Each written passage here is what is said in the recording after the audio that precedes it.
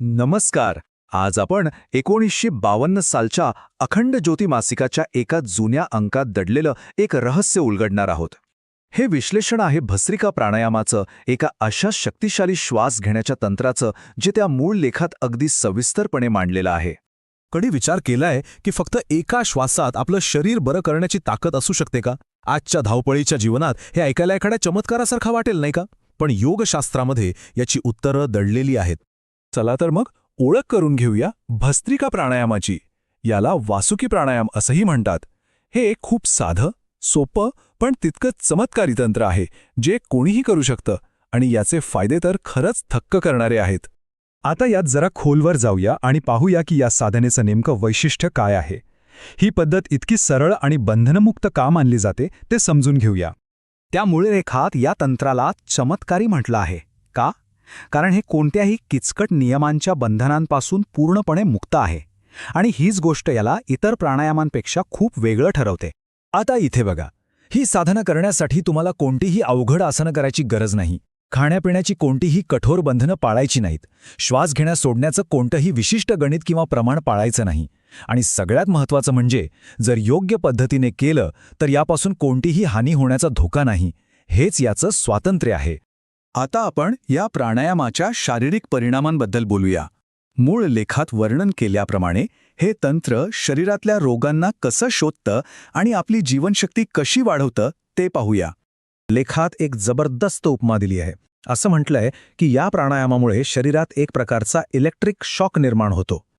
ही प्राणशक्ती शरीरातल्या ज्या भागात रोग किंवा कमजोरी आहे बरोबर तिथे जाऊन पोचते आणि वारंवार प्रहार करून रोगाच्या जंतूंना नष्ट करते. याचे फायदे तर खूपच आहेत. हृदयाच्या धडधडीसाठी हे रामबाण इलाज असल्याचं म्हटलं आहे. आपलं रक्त शुद्ध करून फोड, खाज आणि त्वचेचे आजार बरे करतं. पचनसंस्थेसाठी तर हे एखाद्या पाचक चूर्णासारखं काम करतं. बद्धकोष्ठता आणि भूक न लागण्याच्या समस्येवर मात करतं.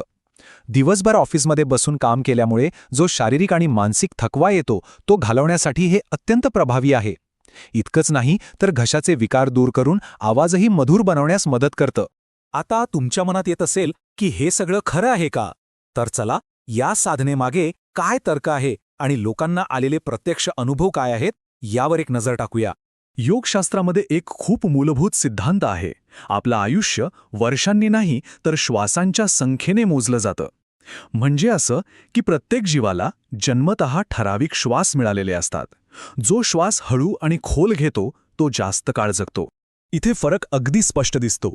एक सामान्य माणूस मिनिटाला साधारणपणे 12 ते 14 वेळा श्वास घेतो, तर दुसरीकडे योगी साधनेद्वारे आपली श्वासगती कमी करून मिनिटाला फक्त 3 ते 4 श्वासांपर्यंत आणतात. यामुळे त्यांची जीवन ऊर्जा वाचते आणि आयुष्य आपोआप वाढतं. लेखात एक खूप प्रेरणा देणारी कथा आहे. एका पंडितांना क्षयरोगामुळे म्हणजे टीबीमुळे तीव्र ताप आणि सततचा खोकला होता. 2 महिने झाले त्यांनी कोणतंही औषध घेतलं नाही. तेव्हा बद्रीनाथहून आलेल्या एका साधूंनी त्यांना भस्त्रिका प्राणायाम शिकवला. त्यांनी दिवसातून 4 वेळा न चुकता सराव केला आणि आश्चर्य म्हणजे फक्त 1 महिन्यात ते पूर्णपणे बरे झाले. त्यांचं आरोग्य सुधारलं आणि वजनही वाढलं. आणि हे एकच उदाहरण नाही, आणखी एक गोष्ट सांगितली आहे. एका व्यक्तीला रक्तातील जुनाट संसर्गामुळे त्वचेवर सतत पुरळ येत होती. अनेक उपाय करूनही काहीच फरक पडत नव्हता. त्यांनी या प्राणायामाचा सराव सुरू केला आणि फक्त 21 दिवसात त्यांचा तो आजार मुळापासून नाहीसा झाला. आतापर्यंत आपण हे का करायचंय हे पाहिलं. आता आपण सर्वात महत्त्वाच्या भागाकडे वळूया. हे तंत्र सुरक्षितपणे आणि प्रभावीपणे करायचं कसं? पण थांबा, त्याआधी काही महत्त्वाचं सूचना पाहणं गरजेचं आहे. हे लक्षात ठेवणं खूप महत्त्वाचं आहे की काही लोकांनी हा प्राणायाम करू नये. ज्यांना क्षयरोगाचा दुसरा टप्पा आहे, ज्यांना खूप ताप आहे किंवा उलट्या होत आहेत, गर्भवती किंवा मासिक पाळी सुरू असलेल्या स्त्रिया आणि ज्यांच्या जीवनात संयम नाही, त्यांनी ही क्रिया टाळावी.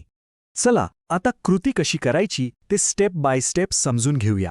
पहिली पायरी, जमिनीवर घोंगडी किंवा चटई टाकून शवासनात म्हणजे मृतदेहासारखं सरळ झोपा. दुसरी पायरी, नाकातून अगदी हळुवारपणे श्वास आत घ्या. फुफ्फुसाचा आधी खालचा, मग मधला आणि शेवटी वरचा भाग हवेने भरा. तिसरी पायरी, श्वास पूर्ण भरल्यावर खांदे थोडेसे वर उचला. यामुळे काय होतं तर फुफ्फुसांच्या अगदी वरच्या भागातही प्राणवायू पोचतो, ज्यामुळे टीबी सारख्या रोगांना प्रतिबंध होतो. चौथी पायरी, आता तोंडाने फुफ्फू असा सापासारखा आवाज करत श्वास हळुवारपणे पूर्णपणे बाहेर सोडा. आणि 5वी पायरी श्वास घेणे आणि सोडणे हे चक्र कुठेही न थांबवता सतत सुरू ठेवा. या क्रियेची कल्पना करण्यासाठी लोहाराच्या भात्याचं उदाहरण अगदी उत्तम आहे. जसा भाता हवा आत खेचतो म्हणजे पूरक आणि आगीला प्रज्वलित करण्यासाठी न थांबता हवा बाहेर ढकलतो म्हणजे रेचक, तसंच आपली फुफ्फुसं इथे काम करतात. नाकातून श्वास घेणे आणि तोंडाने सोडणे ही क्रिया कुठेही थांबत नाही. यात कुंभक म्हणजे श्वास रोखून धरणं अजिबात करायचं नाही. आता ही शक्तिशाली साधना करताना आणि झाल्यानंतर काय अनुभव येऊ शकतात याबद्दल जाणून घेऊया, कारण शारीरिक आणि मानसिक स्तरावर खूप खोलवर बदल जाणवतात. सरावाला 10-12 मिनिटं झाल्यावर एक महत्त्वाचा टप्पा येतो. यावेळी थोडी भीती, अस्वस्थता किंवा गुदमरल्यासारखं वाटू शकतं आणि क्रिया थांबवण्याची तीव्र इच्छा होऊ शकते. पण लेखात स्पष्ट म्हटलं आहे की घाबरू नका, हा कार्बन जळण्याचा टप्पा आहे, म्हणजे आपल्या रक्तातील अशुद्धी बाहेर पडत असल्याचं हे लक्षण आहे. फक्त 2-3 मिनिटं धीर धरा आणि सराव चालू ठेवा. तो कठीण टप्पा एकदा का पार केला की मग बघा, संपूर्ण शरीरात विजेसारखी एक सूक्ष्म ऊर्जा जाणवू लागते. शरीराच्या ज्या भागांमध्ये कमजोरी किंवा आजार असतो तिथे ही कंपने अधिक स्पष्टपणे जाणवतात. हा प्राणशक्तीच्या जागृतीचा आणि शुद्धीकरणाचा प्रत्यक्ष अनुभव आहे. 20 मिनिटाची ही क्रिया पूर्ण झाल्यावर मन एका विलक्षण आनंदमय आणि शांत अवस्थेत पोहोचतं. लेखात म्हटल्याप्रमाणे जणू काही एखादं मधुर संगीत ऐकल्याचा अवर्णनीय आनंद अनुभवायला मिळतो.